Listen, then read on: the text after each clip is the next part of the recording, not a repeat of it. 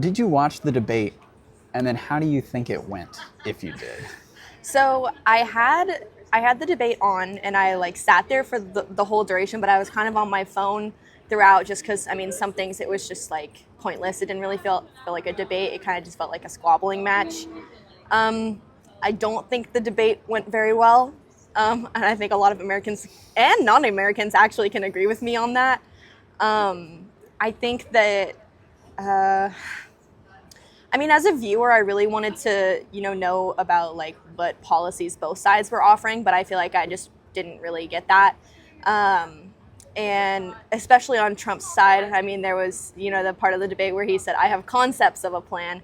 I think that's just him saying that he knows he wants to do something, but he doesn't know what he wants to do. And Kamala had similar times too. She said that she wants to do all these things for small business owners.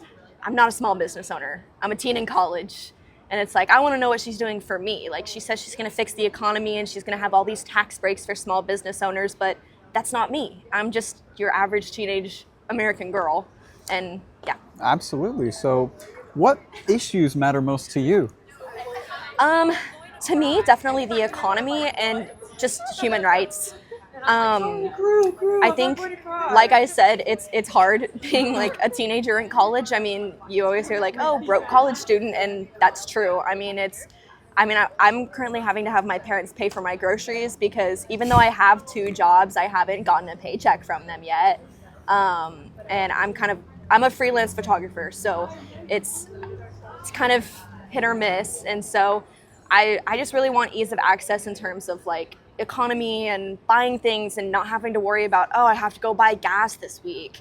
Because that's, for my car at least, that's like at least $50.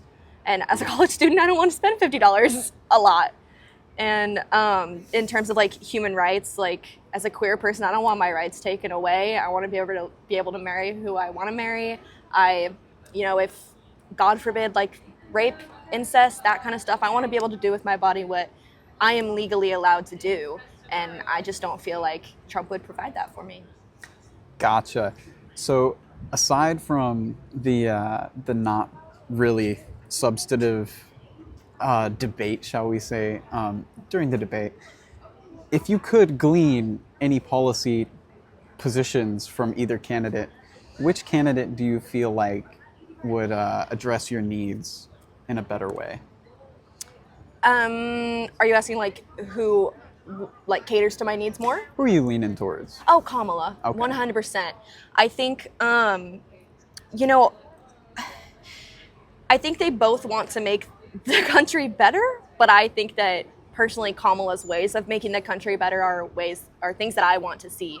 I just think she cares more about the American, whereas I think that Trump cares more about Trump. I've had a lot of students say that exact point, that, well, Trump's biggest enemy is himself, and that his ego gets in the way of a lot of things. But I'm glad you brought that up. So, as far as foreign policy and human rights, how do you think the current administration is doing? I know a lot of people don't like it, and that's something that I personally haven't read up a ton about like what the actual policies are. I know that Trump thinks it's actually atrocious, but I also know that he's an extremist in that aspect, and that he wants no immigrants whatsoever, and that he wants walls. I don't want that. I think it's extremely important to be able to give non-Americans the opportunity to experience America. Like, land of the brave, home of the free. Like, there are people who are not free, and I think they should be able to experience that. But I also think they should be able to experience that legally, and I don't think Trump would provide that at all. So, As far as immigration policy, what would you like to see changed? um, What would be ideal? I think ease of access in terms of, you know, becoming a citizen legally, but I also don't think that, I don't think that means just letting any immigrant in at all, because yes, there are immigrants who probably have poor intentions, but that doesn't mean that every single immigrant has poor intentions, because at the end of the day, I think that majority of immigrants just want a better life for their family. And I don't think that majority of them are trying to smuggle in drugs and cartel like all these people are saying they are. So I think just ease of access, but not like complete willy-nilly, like, oh, you want in? Come on in. Gotcha. Do you think you should be a U.S. citizen to be able to vote in federal elections? Absolutely. Absolutely. I think that like it's our country. That's especially as women, that's what we fought for.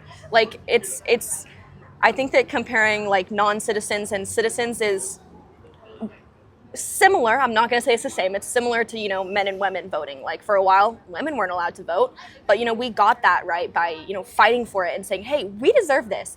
And I think that's the same, goes to same thing for, you know, non-citizens who want to become citizens. I think that if they want to vote, they should become citizens first, because I don't think you should vote for something that you're not a part of. And lastly, where do you get your news from? And then how often do you check these sources? A lot of the times I feel like I hear things first on TikTok, and then if I'm like really intrigued about it, want to know more, then I'll go researching about it. I like using this website called All Sides. Actually, it my senior year history teacher told us about it. It's basically a website where you can find like any social issue, and you essentially get news articles from all sides. So you get a left-leaning side, a middle ground side, and you get a left-leaning side, and it tells you which ones are which. And so you can click on all those articles and you can fact check, you can see where the biases lie. You can kind of make your opinion from there. So I kind of get it from a variety of sources, but I really like all sides. Yeah.